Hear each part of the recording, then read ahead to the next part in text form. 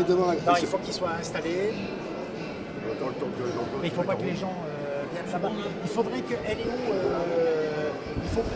surveille, il ne faut pas qu'il y ait personne qui vienne leur parler, parce qu'autrement... voilà. Il y a la sortie 3 des éléments. Tu les fais s'asseoir.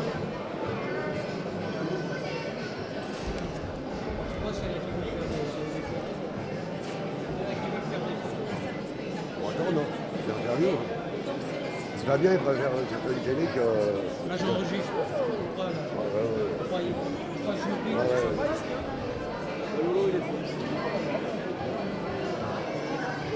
On y va. On y va. On est dans le fromage. Voilà, ouais, ce sera sympa ça. Allez, on est dans la contrebasse. Attends, j'entends qu'il me passe un signe. Ça passe, c'est bon. Je te le dirai.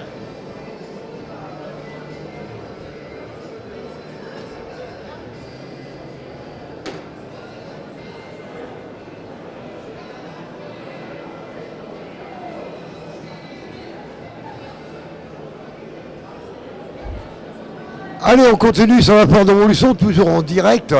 On va rencontrer donc Stone. Bon, et Fabien, je le vois trop, je l'oublie. Et Fabien, donc je vais laisser la parole à Pascal Denis et qui va rejoindre Stone et Fabien tout de suite. Allez, c'est parti, on y va. Je passe mon micro. Fabien, le Gavre.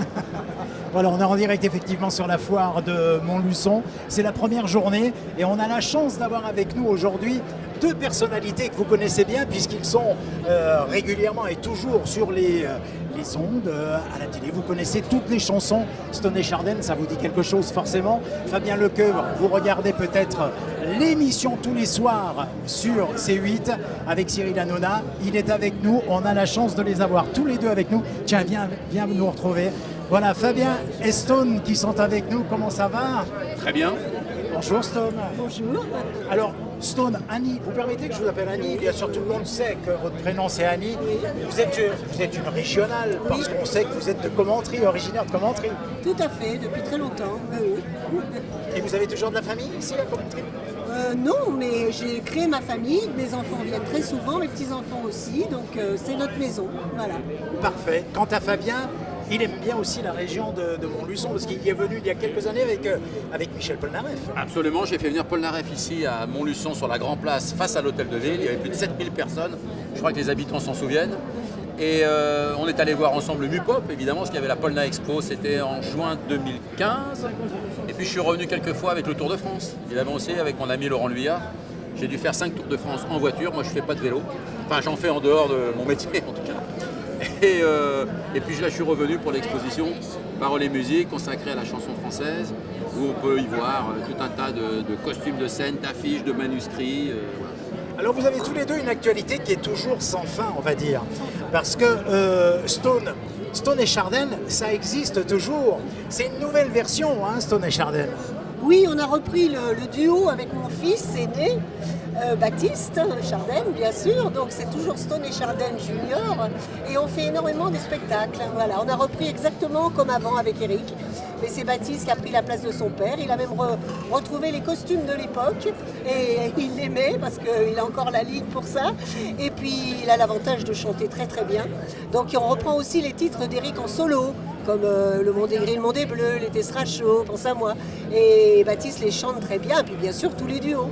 Voilà. Bien sûr, et Stone et Chardenne, pour avoir eu l'occasion de vous rencontrer, soit Stone seul, soit avec le duo mythique des années 70s, c'est un carton à chaque fois. Et vous voyez qu'on fait bien les choses quand même à Montluçon, parce qu'aujourd'hui, il y a du soleil sur la France. Oh, c'est bien tombé, hein, bravo. Ah, je l'ai bien. Fabien, Soleil. elle était bien, Fabien. Merveilleux soleil de chaque jour qui nous donne l'illusion de croire qu'on durera toujours. Extraordinaire. Alors Fabien, c'est une encyclopédie. L'encyclopédie. Si je lui demande à Fabien quel est le dernier jour, l'heure exacte où Carlos a bu son dernier Oasis, il est capable de vous le dire. Ouais, c'est un peu ça, ouais. Non, mais j'irai pas jusque-là. Mais Carlos fait partie des gens qui sont exposés d'ailleurs ici à Montluçon. Il a son pantalon, sa célèbre chemise de scène. Oui, non, mais c'est une passion. Moi, j'ai vu Stone et Chardenne sur scène en décembre 73 à l'Olympia. Parce que j'avais ma tante Simone qui me traînait dans tous les spectacles parisiens, de Bobino à l'Olympia, au Palais des Congrès. Donc j'ai vu tout le monde, Brassens, Joséphine Baker, Stone et Chardin, et Clo-Clo et Johnny, et Marcel Amont, et les compagnons de la chanson, Joséphine Baker évidemment. Voilà, et donc j'ai eu la chance de les voir sur scène, en tout cas en 73, où Paris était couvert d'affiches de Stone et Chardin. Des affiches 4x3 énormes sur les Champs-Élysées, je sais pas si tu t'en souviens. Enfin, moi j'étais plus petit déjà.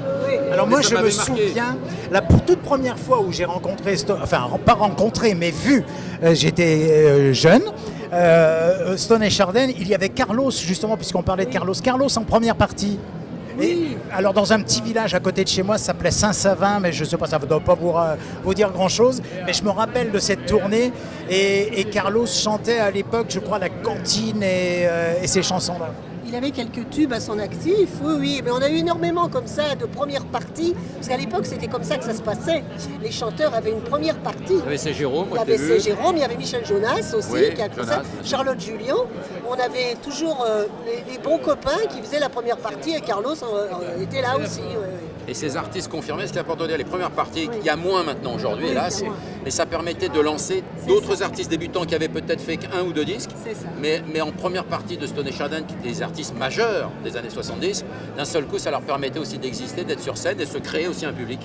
Alors moi, il y a une question, puisque vous êtes là tous les deux, vous allez pouvoir me répondre. Est-ce que dans le monde du spectacle, dans le monde du showbiz, est-ce que tout le monde il est beau, tout le monde il est gentil, tout le monde s'aime, tout le monde ou c'est devant les caméras et puis derrière? Non, mais je pense C'est important de savoir aussi ces petites choses. Enfin, je ne sais pas si c'est important, mais en tout cas, Il y a des c'est bien de familles, le il savoir. y a ce qu'on appelle des familles de spectacle, mais en même temps, tout le monde s'aime et tout le monde se déteste cordialement. Voilà, C'est Donc ça, il n'y a, voilà. y a pas vraiment de guerre, il n'y a pas d'hostilité quelconque. Mais il y a des familles, des gens qui se regroupent, qui se reconnaissent par génération musicale ou par démarrage, par même maison de disques aussi, ça peut arriver, etc. Non, mais les gens d'une manière générale sont respectueux entre eux, vraiment, hein, quelles que soient les générations, quelles que soient... Quel est l'artiste avec qui vous avez collaboré que vous gardez le plus, on va dire, dans votre cœur? Quel est celui qui vous a le plus marqué Moi déjà, pour que je travaille avec quelqu'un, il faut que j'ai une raison, déjà un sentiment. Parce qu'on ne peut pas travailler si on n'a pas d'admiration et de considération de quelqu'un. C'est impossible, travailler pour quelqu'un. Alors que ce soit Michel Polnareff, que ce soit Chantal Goya, que ce soit Michel Thor, que ce soit des gens comme To Be Free, que ce soit des gens comme Laurie, comme des gens... C'est-à-dire qu'il faut qu'on ait une forme d'admiration, de considération. Sinon on ne peut pas travailler avec les gens, sincèrement. Donc non, d'une manière générale, il y a ce lien d'abord fort d'admiration mutuelle et de considération. Que ce soit François Valéry, que ce soit des gens comme même Alain Delon ou des gens comme ça avec qui j'ai collaboré, il faut toujours qu'il y ait un sentiment de... Voilà, il faut qu'il y ait le regard et la...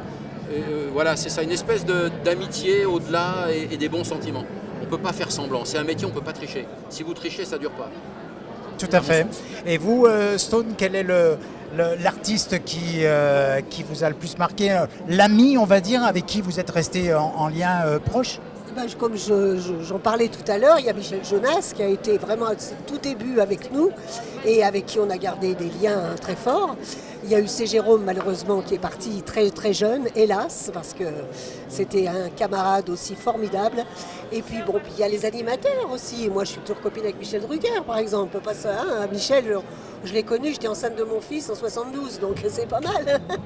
Et puis voilà, après il y a les autres chanteurs qu'on croise, mais c'est toujours un plaisir comme Michel Thor, c'est ma copine.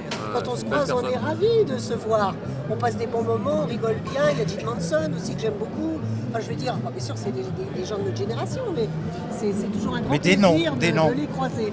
Alors vous êtes avec nous jusqu'à ce soir pour les dédicaces, justement les livres que vous nous présentez. Il y en a plusieurs, j'ai vu. Oui, il y a 3 livres. Avec, j'avais commencé à écrire un premier livre en 2017. C'était les éditions Robert Laffont qui m'avaient demandé de le faire. Et puis ça m'a bien plu, parce que moi j'ai toujours aimé écrire. C'est un truc... C'était un très beau succès littéraire d'ailleurs. Oui, absolument. Et c'est quelque chose que je suis une grande lectrice aussi. J'adore les biographies des autres. J'adore connaître les vies. On a ce point commun alors. J'adore connaître les vies un peu. Et je reproche beaucoup aux biographies de ne pas aller à fond, parce qu'une biographie, c'est essentiellement pour connaître les choses qu'on ne connaît pas d'un artiste. Alors voilà, et puis après, j'ai eu la chance de rencontrer Dominique Filton qui habite Montluçon et qui m'a, comme il est éditeur de livres, qui m'a proposé de faire 2 livres. Et on a fait 2 livres. L'année dernière, on en a fait un. On en a fait un autre 2 ans avant. Pareil. Alors, le dernier livre, c'était plus sur tous les animaux que j'ai possédés. Parce que je suis une folle d'animaux aussi. Donc, on pouvait en parler, mettre pas mal de photos. Parce que c'est bien aussi que les livres soient accompagnés de photos. Puis j'avais écrit un autre livre, Ma vie dans tous les sens, où j'attaquais plutôt tout ce qui me tient à cœur. Parce que j'ai énormément de combats, entre guillemets, que je livre, comme le droit de mourir dans la dignité, les animaux, des choses comme ça. Donc là, j'en parle beaucoup. Voilà, et donc tous ces livres sont à disposition du public de la foire sur le stand, tout simplement ici, au terme de cette très belle exposition, dont Fabien est un peu on va dire l'instigateur. Oui, c'est un peu ça. J'ai mis 40 ans pour rassembler tous ces costumes de scène. Il y a 25-30 costumes de scène. Alors ça va de Brassens à Juliette Gréco, en passant par Claude François, Johnny, Jodassin, Renaud, Gainsbourg, enfin Linda de Souza. Il y a énormément d'artistes majeurs, Mylène Farmer bien sûr, qui comptent. Et puis cette passion, un jour je l'ai fait partager par hasard. C'est la ville d'Avranches qui m'avait dit on a un musée mais il n'y a pas beaucoup de monde. Ils avaient réuni les manuscrits du Mont-Saint-Michel, parce que le Mont-Saint-Michel appartient à la belle Avranches, la ville d'Avranches. Et donc j'ai commencé par exposer 3 costumes, il y a eu tellement de monde que j'ai lancé des expositions. C'est aussi simple que ça, c'est parti de là, et me voilà aujourd'hui à Montluçon. Et c'est un réel plaisir et c'est très émouvant si vous n'êtes pas encore venu. C'est normal, c'est la première journée. Moi, je vous invite vraiment à venir voir cette expo. Si vous êtes fan de musique, si vous êtes fan des variétés des années 70, 80, 90, 2000, il n'y a pas de problème. Petite question, mon cher Fabien. Oui. Comment vous êtes venu à Montluçon ? Alors je suis venu, il y a un chauffeur qui est venu me chercher hier à la sortie d'Europe 1, parce que je suis en direct tous les jours de 16h à 18h sur Europe 1, et après dans TPMP avec mon ami Cyril Hanouna de 20h30 à 21h15. Donc là j'ai enregistré le TPMP